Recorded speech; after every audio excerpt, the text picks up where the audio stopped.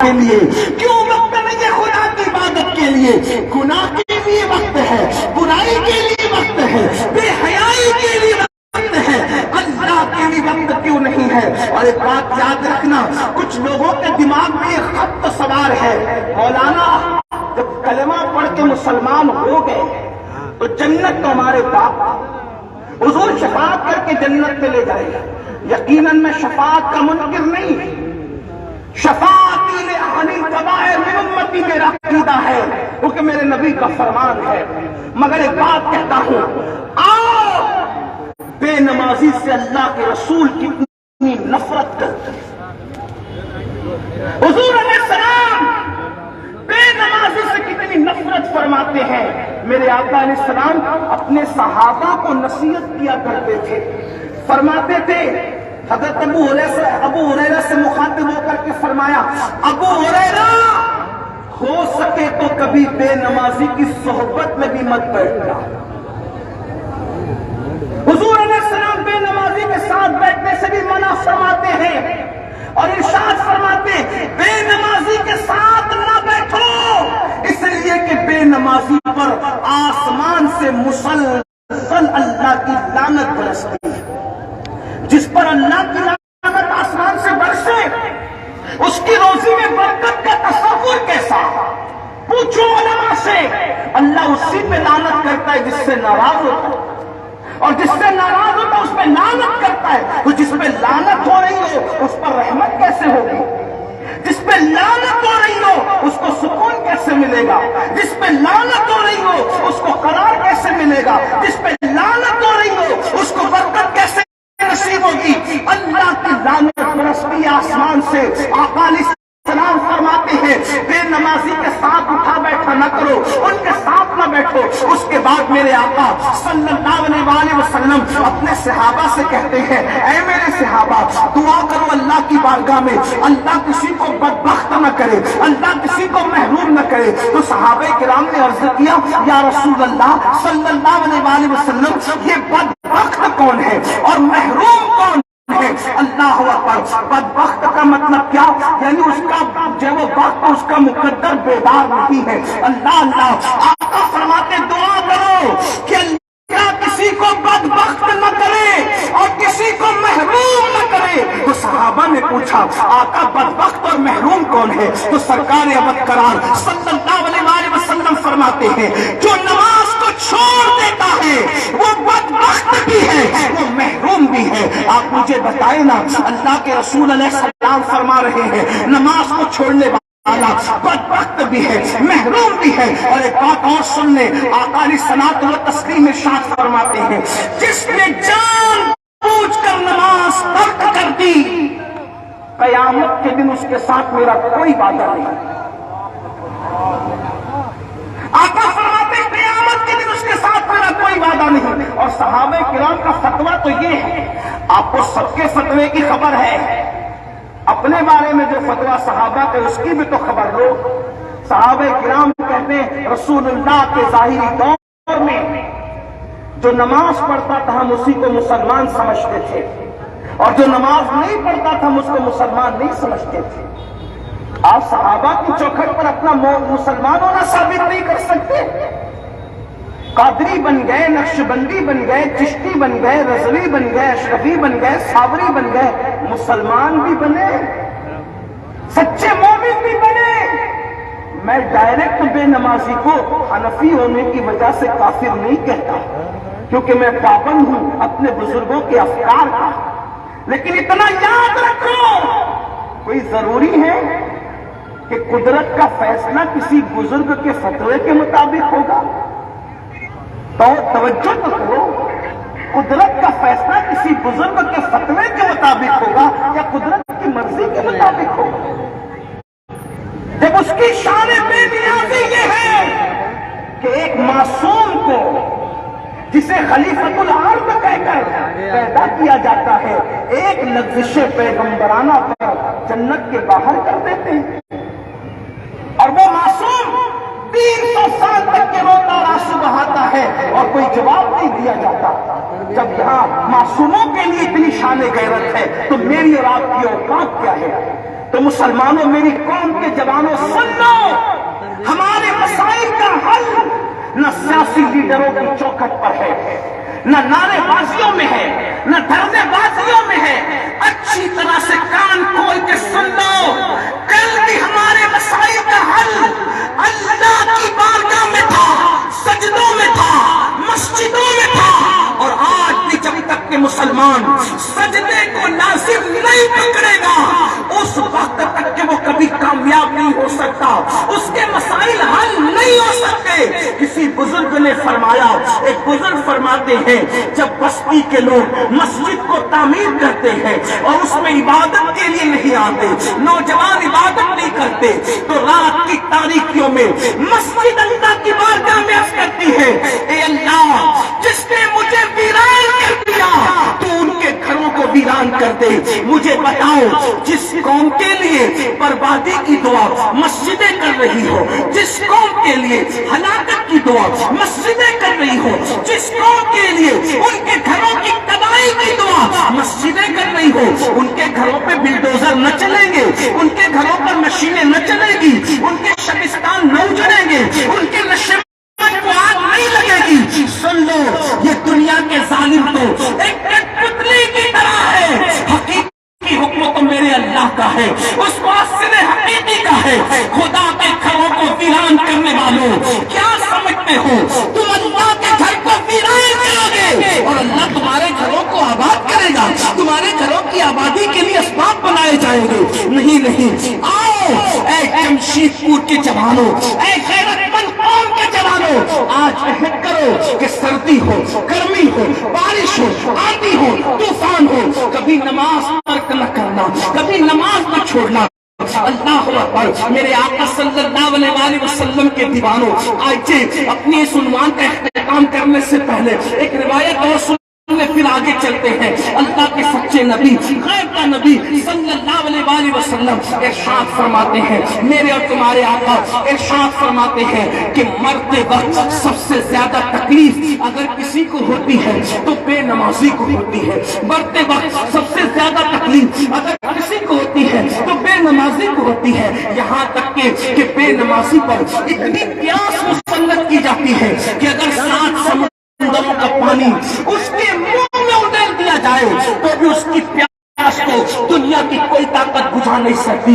آپ سے پوچھنا چاہتا ہوں، اللہ اکبر، کہ جب 7 سمندروں کی پیاس لگے اور رشتہ دار قطرہ قطرہ پلائے، ہمارا کیا بنے گا؟ اس لیے میرے بھائیوں، اپنی جوانی کا مس یوز نہ کرو، وقت نکالو۔ لوگ کہتے ہیں مولانا ٹائم نہیں ہے، آپ کھانے کے لیے تو ٹائم نکالتے ہیں نا، سونے کے لیے تو ٹائم نکالتے ہیں نا، دوستوں کے لیے تو ٹائم نکالتے ہیں نا، رب کے لیے بھی وقت نکالو۔ ہم اللہ کی عبادت کے لیے پیدا کیے گئے ہیں۔ میرے آقا علیہ الصلوۃ والتسلیم کے پیارے دیوانوں، تو اللہ کا عذاب بڑا سخت ہے، اللہ کا عذاب بڑا دردناک ہے۔ ہمارے اندر طاقت نہیں ہے میرے بھائی کہ اللہ کے عذاب کو برداشت کر سکے۔ آج میری قوم کے جوان جو ہے، اللہ اکبر، اللہ کے عذاب سے بے پرواہ ہے، اللہ کے عذاب سے بے فکر ہے۔ اللہ اکبر۔ آئیے آپ کو بتاؤں، آج کئی گناہوں کے اندر چند گناہ ایسے ہیں جو نوجوانوں کی پہچان بنتے جا رہے ہیں، بالخصوص مسلم نوجوانوں کی۔ آج آنکھوں کا مس یوز، آنکھوں کا غلط استعمال مسلم جوانوں کی پہچان ہے۔ پکچر کا پوسٹر دیکھا، وہیں پر ڈھیر ہو گیا، کسی لڑکی کا حسن و جمال دیکھا، وہیں پہ ڈھیر ہو گیا۔ اللہ اکبر۔ ان کو ایسا لگتا ہے یہ دنیا ہے، مستی کی جگہ ہے، مذاق کی جگہ ہے، عیش کی جگہ ہے، عشرت کا جگہ ہے دنیا۔ یاد رکھنا، یہ دنیا آبادی کی جگہ نہیں، یہ دنیا عیاشی کی جگہ نہیں۔ سن لو، اللہ کے حبیب علیہ الصلوۃ والتسلیم فرماتے ہیں، جس نے کسی نامحرم پر غلط نظر ڈالی، پاپ کی نظر ڈالی، اللہ کی منع کردہ چیز کو دیکھا، میرے آقا فرماتے ہیں اس کی آنکھوں میں قیامت کے دن جہنم کی آگ کی بنی ہوئی سلاخیں ڈالی جائے۔ آقا فرمائے، اللہ کے رسول علیہ السلام فرما رہے، علامہ ابن جوزی اپنی کتاب میں لکھ رہے ہیں اس حدیث پاک کو کہ جس نے اپنی آنکھ کا غلط استعمال کیا، جس نے اللہ کے منع کردہ مناظر کو دیکھا، اس کی آنکھوں میں آگ کی بنی ہوئی سلاخیں ڈالی جائے گی۔ آپ سے پوچھتا ہوں، آنکھ کتنی کمزور ہے؟ وہ آنکھ جو پیاس کا ننھا سا ذرہ اگر آنکھ میں چلا جائے، وہ ذرہ پیاس کا جو دکھائی نہیں دیتا، سکتے. اگر وہ حواس میں تحلیل ہو کر کے ہماری آنکھ پر اثر کرے تو آنکھ لام لام ہو جاتی ہے. غور تو کرو, سوچو گے. اپنی طاقت پر گھمنڈ کرنے والوں غور تو کرو کہ جو آنکھ پیاس کا ننھا سا ذرہ برداشت نہ کر سکے, جو آنکھ اپنی پلک کا ٹوٹا ہوا بال برداشت نہ کر سکے, جو آنکھ چھوٹا سا تنکا برداشت نہ کر سکے, جب اس آنکھ کا غلط استعمال کرنے پر ان آنکھوں کے اندر جہنم کی آگ کی بنی ہوئی سلاخیں ڈالی جائے گی, اس وقت ان آنکھوں کا کیا بنے گا, ان آنکھوں کا کیا ہوگا؟ اور پھر کہتا ہوں یہ کوئی کہانی قصہ نہیں. جس نبی کے کہنے پہ اللہ کو ایک مانا ہے, جس نبی کے کہنے پہ قرآن کو اللہ کی کتاب مانا ہے, جس نبی کے کہنے پر اسلام کو سچا دین مانا ہے, وہی رسول رحمت فرما رہے ہیں, وہی صادق و مصدوق فرما رہے ہیں. جنہوں نے آنکھوں کا غلط استعمال کیا ہوگا, جو آنکھوں کا مس یوز کریں گے, ان کی آنکھوں میں جہنم کی آگ کی بنی ہوئی سلاخیں, اور وہ بھی جہنم کی آگ کیا, میرے اور تمہارے سچے نبی صلی اللہ علیہ وسلم فرماتے ہیں دنیا کی آگ سے 69 درجہ زیادہ, 69 درجہ زیادہ تیز و ترار جہنم کی آگ ہے. اس میں بدبو ہے, اس میں جو ہے وہ اللہ اکبر روشنی نہیں ہے, اندھیرا ہی اندھیرا ہے, تاریکی ہی تاریکی ہے. جب یہ آگ کی سلاخیں آنکھ میں ڈالی جائے گی اس وقت ان آنکھوں کا کیا ہوگا؟ لیکن یاد رکھنا اس وقت بندہ توبہ توبہ کرے گا, اس وقت بندہ پچھتائے گا, لیکن قدرت کی طرف سے اعلان ہوگا پچھتانے کا وقت ختم ہو گیا بندے, پچھتانے کا وقت چلا گیا بندے, توبہ کا دروازہ بند ہو چکا بندے, اب تو عذاب ہی عذاب ہے, لیکن اس وقت پچھتانا کام نہ آئے گا. میری قوم کے جوانوں, فلمیں دیکھ کر کے کہاں جا رہے ہو, گندی فلموں کی طرف کہاں جا رہے ہو؟ میں یہ نہیں کہتا کون کیا کر رہا ہے, کون کیا کر رہا ہے مجھے نہیں پتا, لیکن اتنا ضرور ہے اپنے من میں ڈوب کر باجا سراغ زندگی, تو اگر میرا نہیں بنتا نہ بن. اپنی تنہائیاں کیسی ہے, اپنا تو بن, اپنا تو بن. ہماری تنہائیوں کو ہمارے سوا کون جانتا ہے؟ اچھی طرح جانتے ہو کیا کرتے ہو, راتیں کیسے گزرتی ہے. اللہ اکبر. جن لوگوں کے سامنے متقی پرہیزگار اچھا انسان بننے کے لیے گزرتا ہے اور رات کی تاریکی میں پاپ ہے, جرائم ہے, اللہ کی نافرمانیاں ہے, سن لو انسان کتنا مکر کر رہا ہے. اگر سی سی ٹی وی کیمرے کی زد میں ہو تو آدمی منہ کا گٹکا بھی نہیں تھوکتا, منہ کا پان بھی نہیں تھوکتا, کیونکہ سی سی ٹی وی کیمرے کی زد میں ہے. اپنے جیسا انسان سی سی ٹی وی کیمرے کے ذریعے سے ہمیں کیچ کر رہا ہے تو احتیاط کا یہ عالم ہے, اور وہ قیوم قادر و قیوم دیکھ رہا ہے, وہ رب جبار دیکھ رہا ہے, وہ رب قہار دیکھ رہا ہے. ہمارا کیا حال ہے؟ یاد رکھنا ہمارا اللہ ہم سے غافل نہیں ہے. قرآن کہتا ہے اللہ اکبر ان اللہ کان علیکم رقیبا, تیرا رب تم پر کڑی نگرانی کر رہا ہے. ان اللہ خبیر بما تعملون, وہ تمہارے اعمال کی خبر رکھتا ہے, وہ تم سے دور نہیں ہے. ہوا معکم اینما کنتم, تم جہاں کہیں ہو اللہ تمہارے ساتھ ہے, اتنے قریب ہے. نحن اقرب الیہ من حبل الورید, وہ ہماری رگ سے زیادہ قریب ہے اور غیرت والا ہے. اس لیے میرے بھائیو اپنی آنکھوں کا غلط استعمال نہ کرو. آئیے آپ کو بتاؤں, آج ہماری پہچان بن چکی ہے. دل میں بہت اچھے ہیں, لوگ دیکھ رہے تو بہت اچھے ہیں, لوگ دیکھ رہے تو بہت احتیاط ہے, لیکن تنہائیاں گناہوں میں گزر رہی ہے, تنہائیاں رات کی جرائم میں گزر رہی ہے, تنہائیاں رات کی برائیوں میں گزر رہی ہے. سن لو اللہ کے رسول علیہ السلام فرماتے اس حدیث کو دل پہ لکھ لینا ہو سکے. اللہ کے رسول فرماتے کہ اللہ فرماتا ہے جو تنہائی میں گناہ کرتا ہے وہ میرے ساتھ اعلان جنگ کرتا ہے. تنہائی میں گناہ کرنے والا خدا کو جنگ کا چیلنج کرنے والے کے برابر ہے. اللہ فرماتا ہے میں اس سے اعلان جنگ کرتا ہوں. اللہ فرماتا ہے میں اس سے اعلان جنگ کرتا ہوں, اور اکیلے میں گناہ کرنے والا مجھ سے اعلان جنگ کرتا ہے. ہم ہماری اوقات اتنی ہے ہم کسی محلے کے کارپوریٹر سے نہیں جیت سکتے.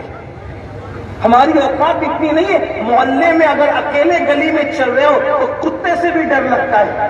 جو قوم کتے سے بھی ڈرتی ہو اور جو کارپوریٹر سے بھی جیتنے کی اوقات نہیں رکھتی, اکیلے میں گناہ کر کے خدا کو جنگ کا چیلنج کرے, اللہ کو جنگ کا چیلنج. اور جو اللہ کو جنگ کا چیلنج کرے اس کا انجام کیا ہوگا؟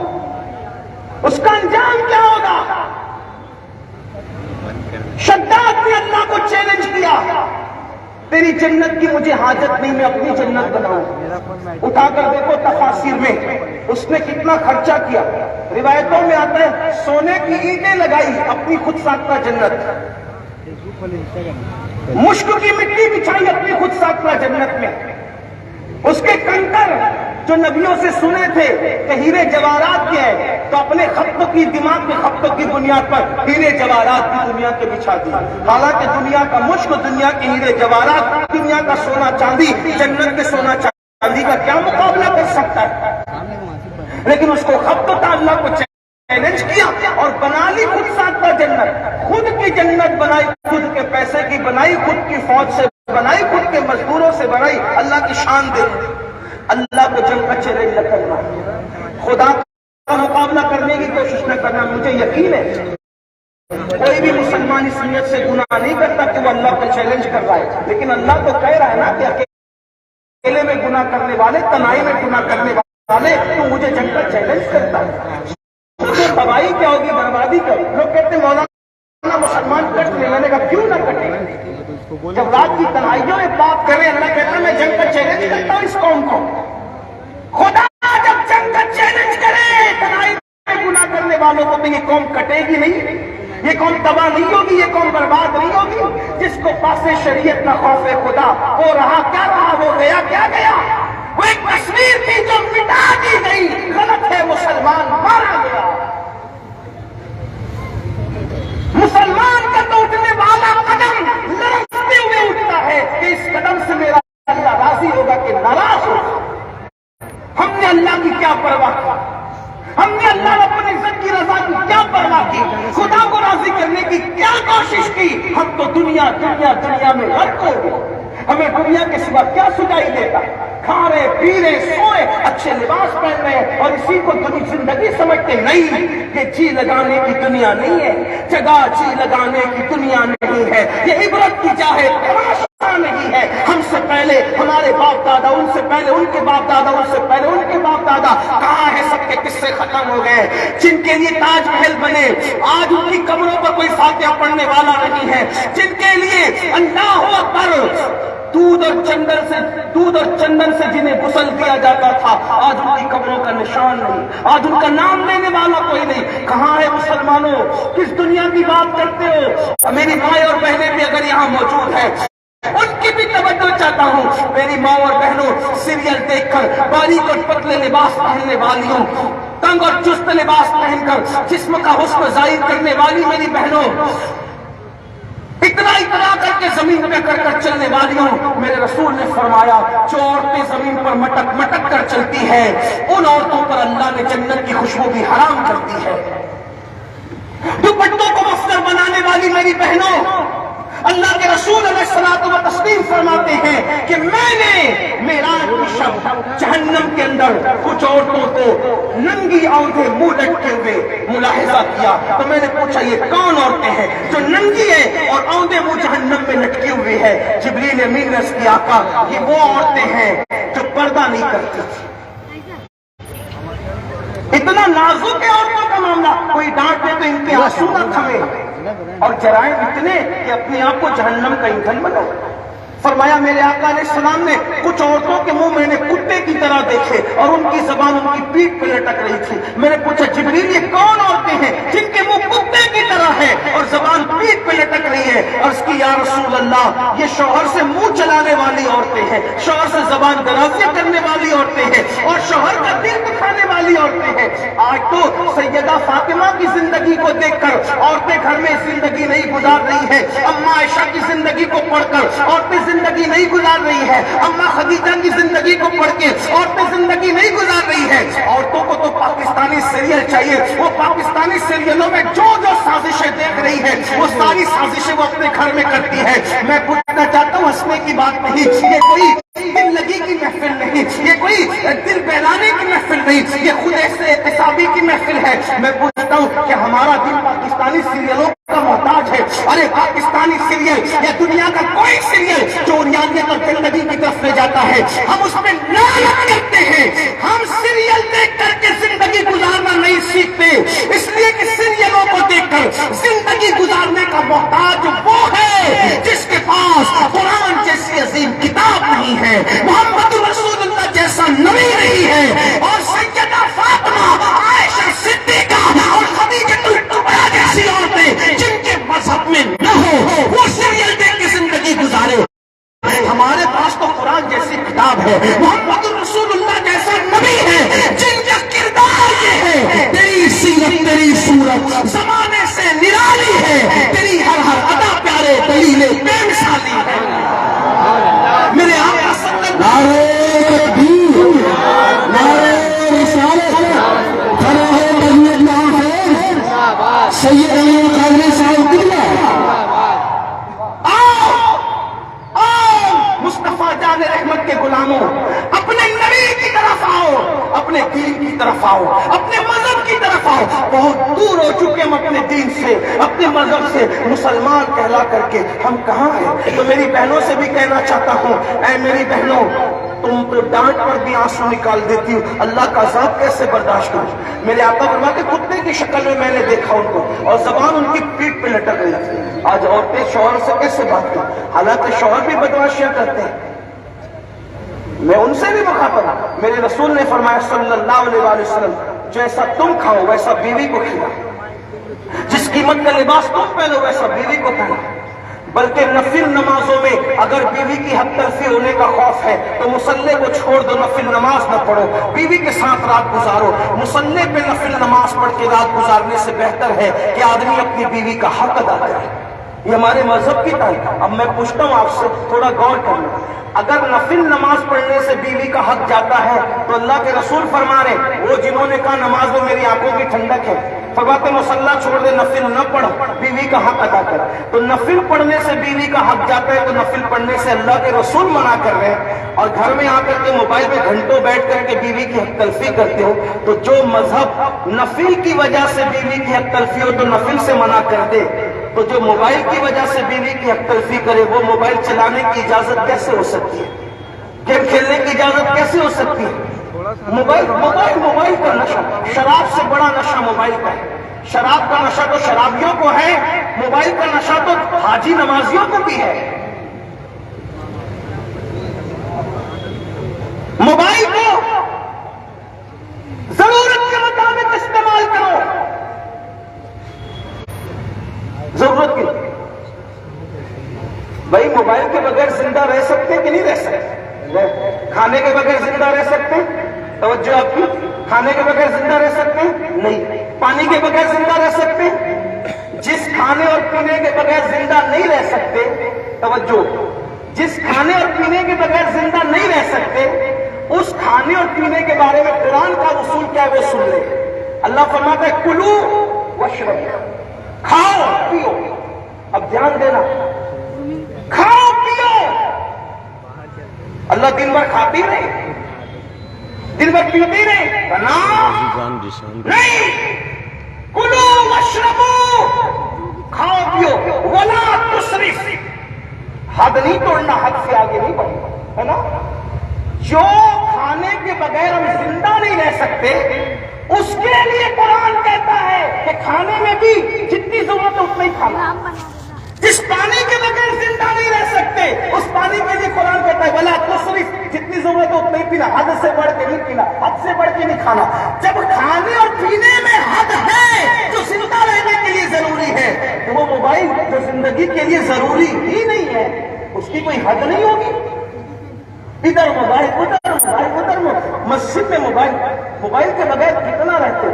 آنکھ کھلی کلمہ پڑھنے کی عادت نہیں، جیسے آنکھ کھلے گی فوراً موبائل پہ ہاتھ جائے گا، کس کا میسج ہے نا؟ ہے نا؟ دوست یاروں کے اور فضول میسیجز کا اتنا خیال ہے، اللہ کے میسج کا کیا؟ اللہ نے بھی تو کوئی میسج دیا ہے، اسی میسج کو قرآن کہتے ہیں اور اسی قرآن کی خدمت دارالقرت والے کریں۔ میں انہیں مبارکباد پیش کرتا ہوں۔ مجھے پتا چلا کہ 55 بچوں نے جو ہے وہ قرأت حفظ کے ساتھ پورا قرآن حفظ کیا یا قرأت سیکھا، جو بھی مجھے پتا چلا کہ 55 بچوں کی دستار جس نصاب ملتی کو میں مبارکباد دیتا ہوں، لیکن اچھا قرآن پڑھیں۔ میں تمام اساتذہ کو، حضرت علامہ شاہد مصباحی صاحب اور ان کے تمام ٹیم کو مبارکباد دیتا ہوں، اور بالخصوص ہمارے برادر عزیز ہمارے مختار صفی صاحب جن کو آپ مسٹر بھائی کے نام سے جانتے ہیں، انہیں بھی مبارکباد دیتا ہوں۔ بات مسٹر اور ملا کی نہیں ہے، بات اللہ کی ہے۔ اللہ جس کو چن لے پھر وہ مسٹر ہو یا ملا، اللہ کام لیتا ہے۔ بات اللہ کے چننے کی ہے، حالانکہ آپ نے تو مسٹر یوں ہی مشہور کر دیا، ورنہ یہ بھی میں پہلی نظر میں دیکھا تو میں نے سمجھا کوئی بڑے مولوی ہوں گے۔ اللہ پاک کام لیتا ہے، اللہ چن لیتا ہے، اور یاد رکھنا اللہ جس کو چن لیتا ہے تو یوں ہی نہیں چنتا۔ میں ملانے کے لیے اسے سمجھانے کے لیے کہہ رہا ہوں، آپ الیکشن میں اس کو چنتے ہیں جس کو پسند کرتے ہیں نا، حق ہے، سمجھانے کے لیے صرف کہہ رہا ہوں۔ تو تم جسے پسند کرتے ہو اسی کو چنتے ہو، تو اللہ جس کو چنتا ہے پہلے پسند کرتا ہے اس کے بعد چنتا ہے۔ تو جو کام کر رہے سمجھ لو کہ وہ اہلِ گہرے لوگ نہیں بننا بلکہ اللہ کی پسند ہے وہ لوگ۔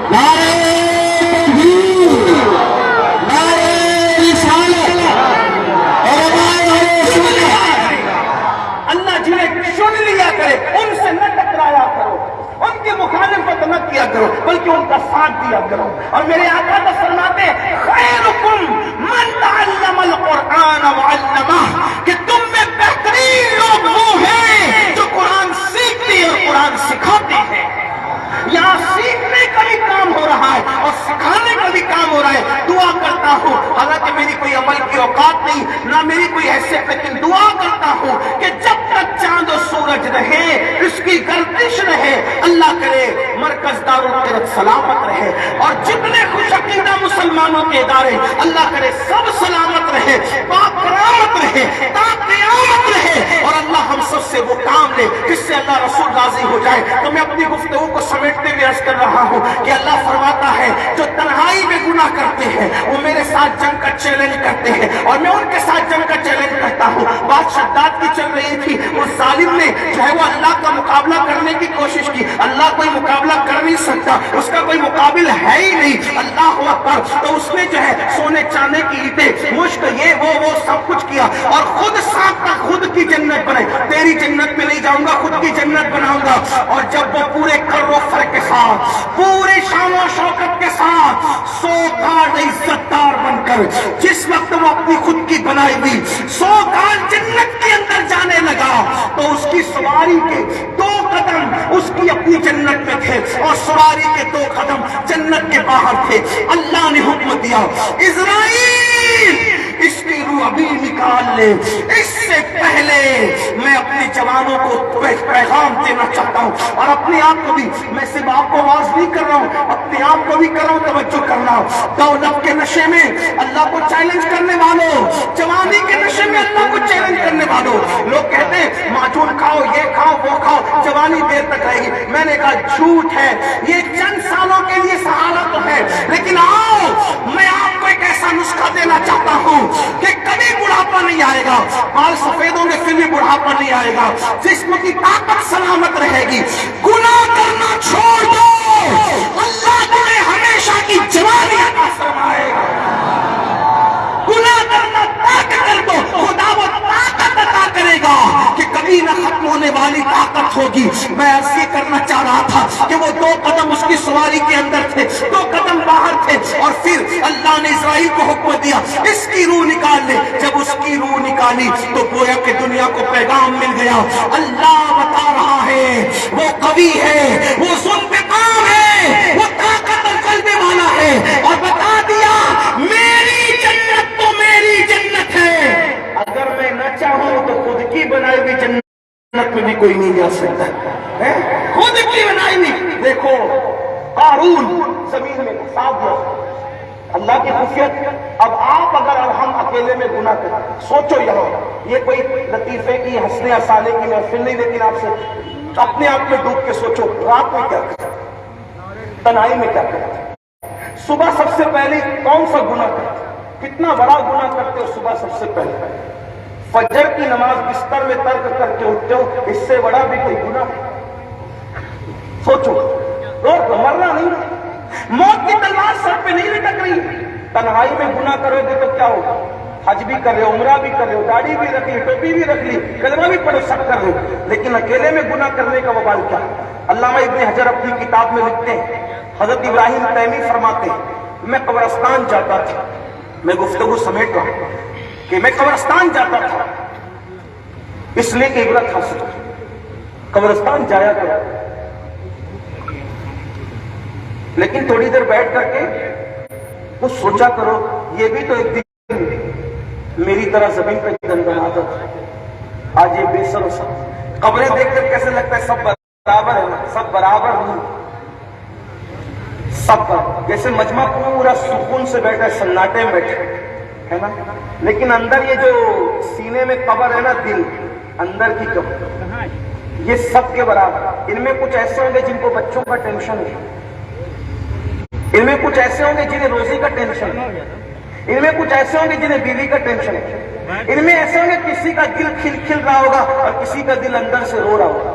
تو جیسے سب پرسکون نظر آ رہے ہیں لیکن اندر کا حال تو اندر والے ہی جانتے ہیں، ایسی قبریں سب پرسکون نظر آتی ہے لیکن 2 میں سے کوئی ایک حال ہے، یا تو کسی کی قبر جنت کے باغوں میں سے باغ ہے، یا تو کسی کی قبر جہنم کے گڑھوں میں سے گڑھا ہے۔ اللہ ہم سب پر رحم کرے، بہت گناہ کر چکے، بہت گناہ کر چکے، بہت اللہ کو ناراض کر چکے۔ میں تو یہ کہہ رہا ہوں اپنے جوانوں سے کہ رمضان شریف قریب ہے، موسم بہار قریب ہے، شعبان المعظم میں شب برات گزر چکے، رمضان شریف کی طرف جا رہے، توبہ کرو، پہلے جو ہو گیا سو ہو گیا، پہلے جو ہو گیا، بلکہ میرا اللہ تو کروڑوں ماؤں سے زیادہ پیار ہے۔ میں تو 70 ماؤں کی بات بھی نہیں کرتا، سچی بات تو میں 70 ماؤں پہ نہیں رکتا، اس لیے نہیں رکتا جب طاقت میں اس کی کوئی مثال اور حد نہیں ہے، جب انتقام میں اس کی کوئی حد نہیں ہے، علم میں اس کی کوئی حد نہیں ہے، جب خالق ہونے میں وہ بے مثل و بے مثال ہے تو پھر محبت کرنے میں بھی تو بے مثل و بے مثال ہے۔ تو وہ کروڑوں ماؤں سے زیادہ پیار کرتا ہے، کروڑوں ماؤں سے۔ ہر دنیا کی کورٹ اور عدالت کا یہ اصول ہے، جو گناہ قبول کر لے اس کو سزا ملتی ہے۔ ایک میرے اللہ کی عدالت کی شان یہ ہے، جو گناہ کر کے گناہ قبول کر لیتا ہے تو کہا جاتا ہے جا میں نے تجھے معاف کر دیا۔ ہر جگہ ایک بالغ جرم کرنے والا ذلیل ہوتا ہے، ہر جگہ ایک بالغ جرم کرنے والا ذلیل ہوتا ہے۔ میرے رب کے یہاں ایک بالغ جرم کرنے والے کو ان اللہ یحب التوابین کہہ کے اپنا محبوب بنا لیا جاتا ہے۔ کوئی آئے تو صحیح، وہ خود فرماتا ہے جو میری طرف ایک گز چلتا ہے میں اس کی طرف 2 گز چلتا ہوں، جو میری طرف چل کر آتا ہے میں اس کی طرف دوڑ کر جاتا ہوں۔ یہاں اس کے جانے سے مراد اس کی رحمت ہے، یعنی جو میری طرف چل کر آتا ہے میری رحمت اس کی طرف دوڑ کر جاتی ہے۔ آپ بتائیں ہے کوئی ایسا کہ اس کا در چھوڑ کے در بدر پھر رہے ہوں؟ اپنے مسائل کا حل لوح قرآنی اور تعویذات میں ڈھونڈنے والوں، میں تعویذ کا مخالف نہیں، اپنے مسائل کا حل ورد وظائف میں ڈھونڈنے کرنے والوں، اپنے مسائل کا حل سیاسی لیڈروں کے دروازے پہ تلاش کرنے والوں، نہیں، جب تک گناہ چھوڑ کر میرے اللہ کی چوکھٹ پہ نہیں آؤ گے کوئی مسئلے کا حل نہیں ہے۔ نہ وظائف کام آئیں گے، نہ لوح قرآن کا دیکھنا کام آئے گا۔ میں سنی ہوں اور پشتینی سنی ہوں، لیکن جمشید پور میں علماء کی موجودگی میں کہہ کر جا رہا ہوں کہ جو قوم فرائض سے آنکھیں بند کر لے، نوافل اس قوم کا کوئی فائدہ نہیں پہنچا سکتے۔ گناہ پر گناہ کر لے اور پھر ہم سنتے چند وظائف زندگی بدل دیں گے، وظیفے کا بالکل اثر ہے، لیکن کب؟ جب اپنی ڈیوٹی پوری کرو، جب فرائض پر عمل کرو۔ اٹھا کر کے کم سے کم بارِ شریعت ہی دیکھ لیا ہوتا، اردو زبان میں چھپی ہوئی کتاب ہو کہ فرائض کو چھوڑنے والے کے نوافل کا انجام کیا ہے، فرائض کو چھوڑنے والے کے مستحب کا۔ میں آپ کو مایوس کرنے نہیں آیا، لیکن گناہ کرتے رہو گے اور پھر سوچو گے کہ وظائف زندگی بدلتے نہیں، بالکل نہیں، کوئی قبول نہیں کرے گا، کوئی قبول نہیں کرے گا۔ رسول رحمت فرمائے کہ میں ان سے بیزار ہوں جو نماز چھوڑ دے۔ آقا فرماتے ہیں اس کے ساتھ میرا کوئی وعدہ نہیں جو نماز چھوڑ دے۔ کہاں ہے؟ تو عرض یہ کر رہا تھا، ابراہیم تیمی فرماتے میں قبرستان جاتا آتا تھا عبرت کے لیے۔ ایک دن قبرستان گیا، درخت سے ٹیک لگا کے بیٹھا، آنکھ لگ گئی، توجہ کرنا اس پہ بات مکمل ہو رہی ہے، آنکھ لگ گئی۔ جب آنکھ لگی، ابراہیم تیمی کہتے ہیں میں نے خواب میں کیا دیکھا، لوگ قبروں سے نکل گئے، ایک بندہ قبر سے نکلا تو جہنم کی آگ کی بنی ہوئی زنجیر اس کے حلق میں ڈالی گئی اور اس کے پیٹ سے گزرتی ہوئی اس کے پاخانے کے مقام سے نکل گئی۔ وہ تڑپ گیا، تڑپنا تو تھا ہی، جہنم کی آگ کی زنجیر حلق میں ڈال کر کے اس مقام سے نکلے تو تڑپ تو ہونی تھی۔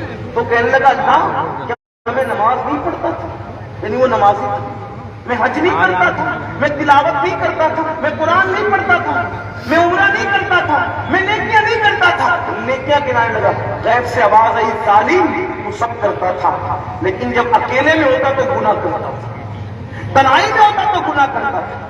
جو سب کے سامنے نیکی کرے، اب حدیث پاک سنتے ہیں، اللہ کے رسول علیہ السلام فرماتے ہیں جو سب کے سامنے نیکی کرے اور تنہائی میں گناہ کرے، اللہ اس کے اعمال کو قیامت کے دن ہباء منصورا، ریت کے بکھرے ہوئے ذروں کی طرح بکھیر دے گا۔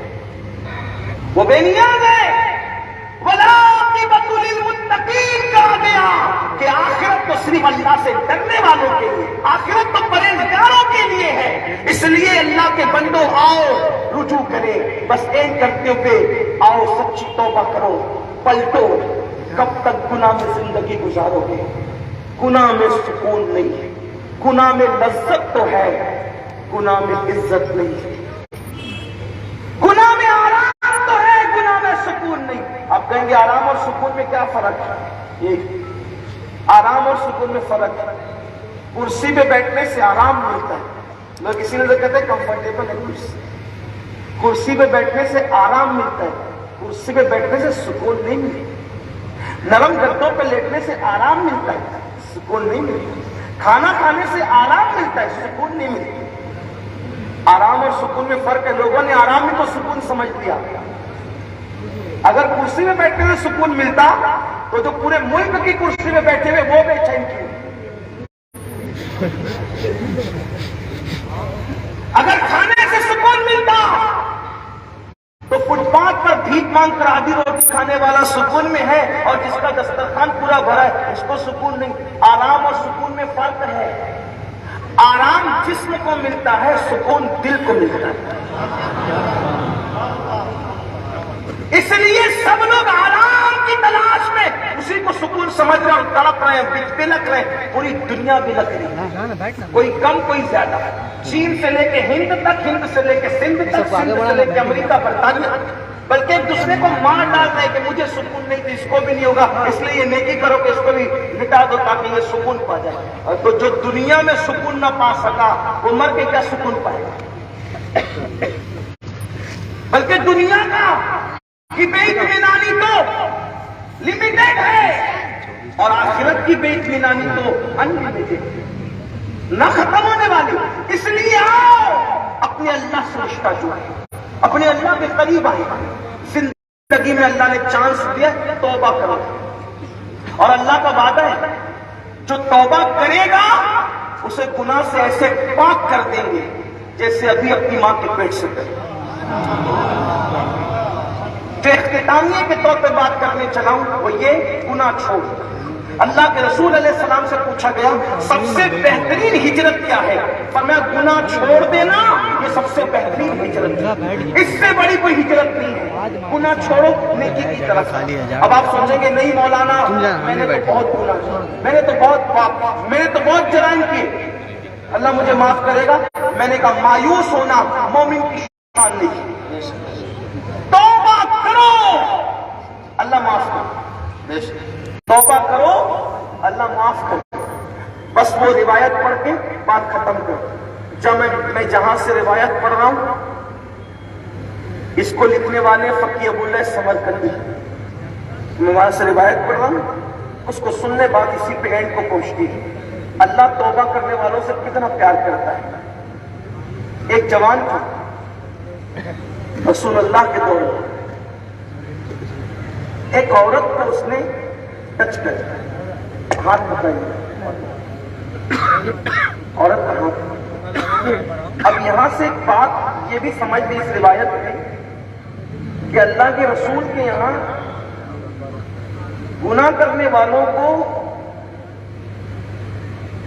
بے باک نہیں کیا جاتا، یہ بات یاد رکھو۔ شاعری کی دنیا الگ ہے، حدیث کی دنیا الگ ہے۔ ہم نے شاعری کی دنیا میں بہت بے باکیاں کری ہیں، میں اس سے بہت معذرت چاہتا ہوں، برا لگے تو جمشید پور والوں برا لگے تو معاف کر دینا۔ اور ویسے میں آپ کی معلومات میں کوئی اضافہ نہیں کر سکتا کیونکہ آپ اس مرد قلندر کی خدمات سے پھول اور پھل رہے ہو جسے دنیا قائد اہل سنت علامہ ارشد القادری کے نام سے چلتا ہے۔ سبحان اللہ۔ ہماری جماعت کا وہ مرد قلندر ہے جو مناظرے کے میدان میں آیا تو ان سے بہتر مناظر نظر نہ آیا۔ قلم کی دنیا میں جس نے قدم رکھا تو پھر رئیس القلم کہلایا۔ اور جب معماری کی طرف اہل سنت کہ معمار کی حیثیت سے متعارف ہوا تو لوگ کہنے پہ مجبور ہو گئے کہ سینکڑوں دماغ ایک طرف ہے اور ارشد القادری کے فکر کی جولانیاں ایک اپنی الگ حیثیت رکھتی ہیں۔ وہ ایک فرد واحد نہیں، ایک پوری انجمن تھے۔ اللہ ان کی قبر پر رحمت و نور کی برسات فرمائے۔ آمین۔ جب ہم ایسے شہر میں جاتے ہیں تو ہمارا تو کوئی قد ہی نہیں ہے، اگر یہاں کوئی بہت بڑا قداور آدمی آتا تو بھی وہ اپنے آپ کو بہت چھوٹا سمجھتا، چہ جائے کہ کوئی حیثیت ہی میری نہیں ہے، میں تو بس اس بنیاد پر آ گیا ہوں کہ رئیس القلم کے لگائے ہوئے پودوں کو میں کچھ پانی دے کر کے اپنی آخرت کے لیے سامان پیدا کروں۔ تو میں کوئی بڑی بات بیان نہیں کر سکتا کیونکہ آپ بہت علماء کو سنتے ہیں، مشائخ کو سنتے ہیں، ماشاءاللہ علماء کی یہاں محنتیں، لیکن ایک بات کہہ جا رہا ہوں کہ رسول اللہ کی بارگاہ میں گنہگاروں کو معافی کی طرح ابھارا جاتا ہے، مجرموں کو ڈھیل نہیں دی جاتی کہ جاؤ اور بے باک ہو جاؤ۔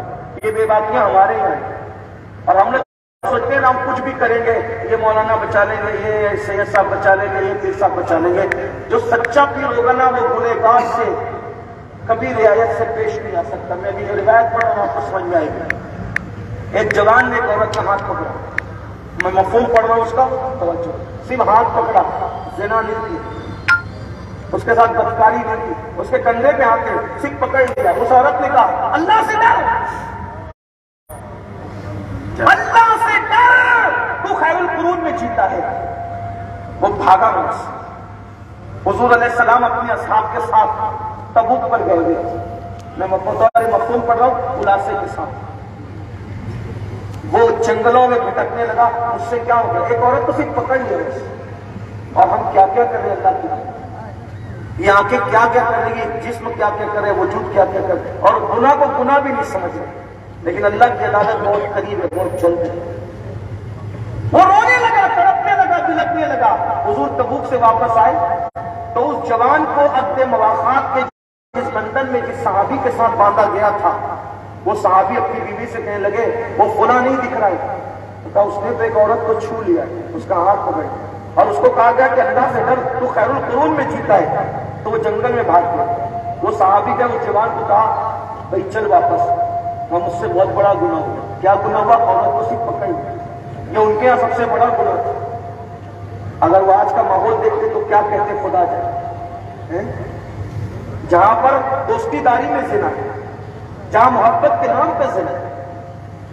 بزرگوں نے فرمایا زنا کرنے والا غسل کرتا ہے، سرکار غریب نواز کے ملفوظات میں، زنا کرنے والا غسل کرتا ہے تو اس کے غسل سے جتنے قطرے ٹپکتے ہیں ہر قطرے سے شیاطین پیدا کیے جاتے ہیں، اور وہ شیاطین قیامت تک جرائم اور پاپ کرتے رہیں گے، اور ان سب کا وبال اس کے سر پہ ہوگا جس کے زنا کے غسل سے وہ پیدا ہوئی تھی. چھوٹی موٹی چیز نہیں، آج فیشن بن گیا، بدکاری فیشن بن گیا. اللہ کی پناہ، اللہ ہماری نسلوں کو بچائے. فرمایا گیا یہ زنا کی نوست 7 پشتوں تک باقی رہتی ہے، اللہ ان پہ لعنت کرتا ہے. ابن حجر کہتے ہیں 7 پشتوں تک پہنچتی ہے لعنت. کچھ لوگ کہتے ہیں یار میں تو بڑا نیک ہوں پھر بھی میں پریشان رہتا ہوں، شاید اوپر کسی نے کوئی گڑبڑ کی. اپنی اولاد سے پیار کرو، اتنی دولت اکٹھا کرو کہ اولاد سکون سے رہے. دولت سے اولاد سکون سے نہیں رہے گی. اگر گناہ کرو گے دولت کے بعد بھی اولاد پریشان رہے. مغلوں کی اولاد کو دیکھو، اگر کوئی مغل خاندان کے تو مجھے معاف کرے، آج بہت سارے مغل ٹھیلا ڈکیت رہے، آج بہت سارے مغل چائے بیچ رہے، آج بہت سارے مغل بھیک مانگ رہے. جن کے باپ داداؤں نے صدیوں حکومت کی، اگر انہوں نے پاپ کیا تو ان کی اولاد کو یہ دن دیکھنا نصیب. بہادر شاہ ظفر جب جیل میں ڈالے گئے، بہادر شاہ ظفر جیل میں ڈالے گئے، بہادر شاہ ظفر کی زندگی کا آخری دن یہ تھا. تاج محل میں جب بہادر شاہ ظفر کے لیے ناشتہ لگتا تھا تو 200 ڈشیں لگتی تھی، 200 ڈشیں. اس کی زندگی کا آخری دن یہ تھا کہ وہ کھادی کا کرتا پہنے ہوئے تھے اور پہلی کچیلی ٹوپی، اور بات کرتے تھے تو اشارہ کچھ کرتے تھے، زبان کچھ بولتی تھی. مورخ لکھتا ہے کئی دن کے اتنے بھوکے تھے کہ زبان اور اشارہ دونوں ایک دوسرے کا ساتھ نہیں دے پا رہے تھے.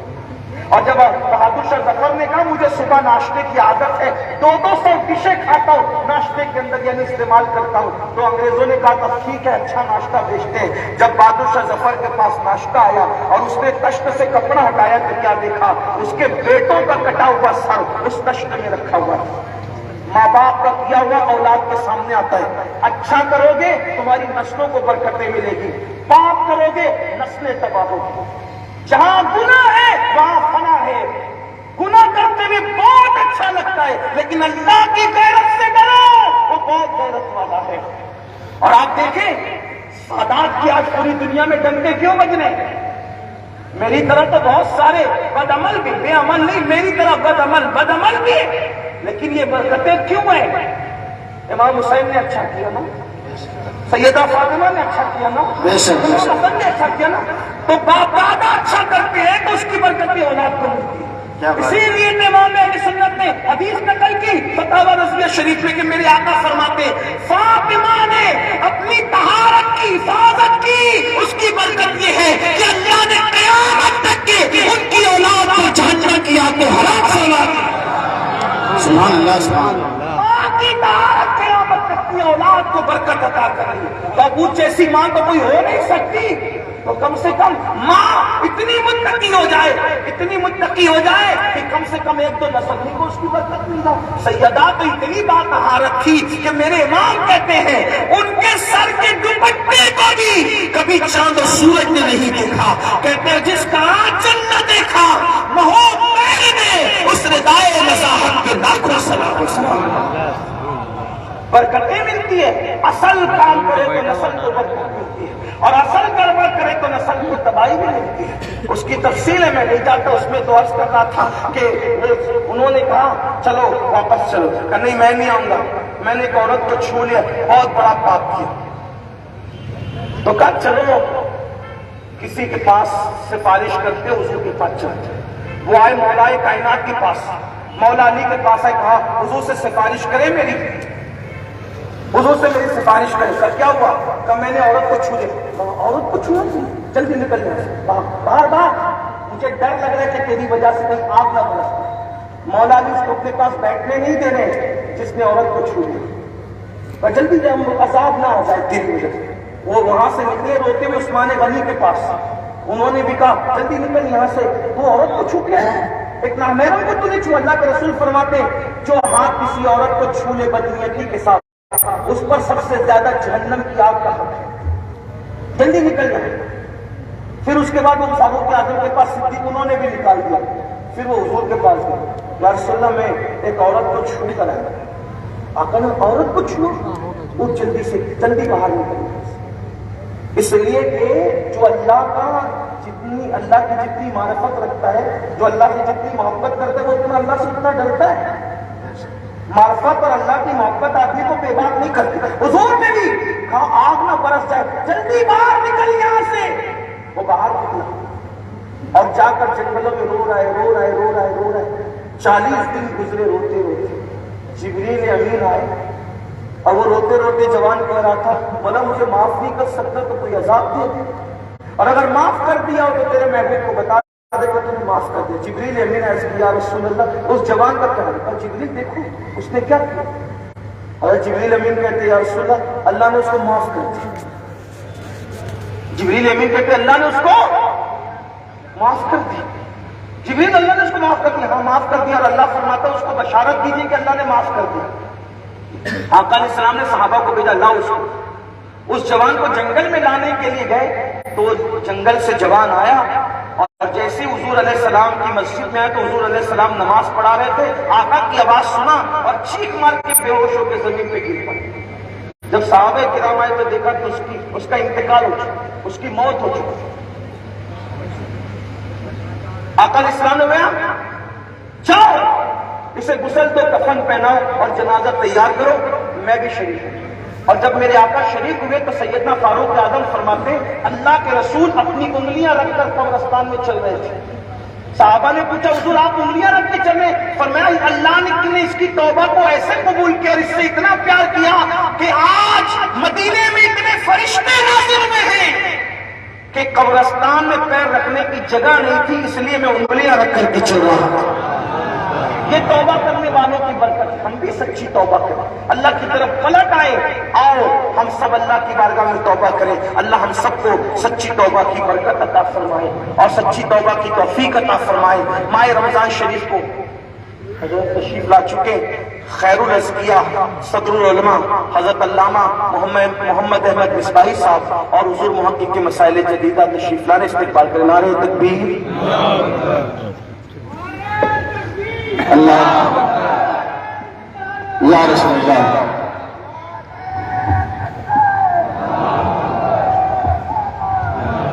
آئیے میں تو اپنی گفتگو مکمل کر چکا اسی خوبصورت ماحول میں, جبکہ آپ توبہ کی برکت اور توبہ کی جو ہے وہ فضیلت سماعت کر چکے.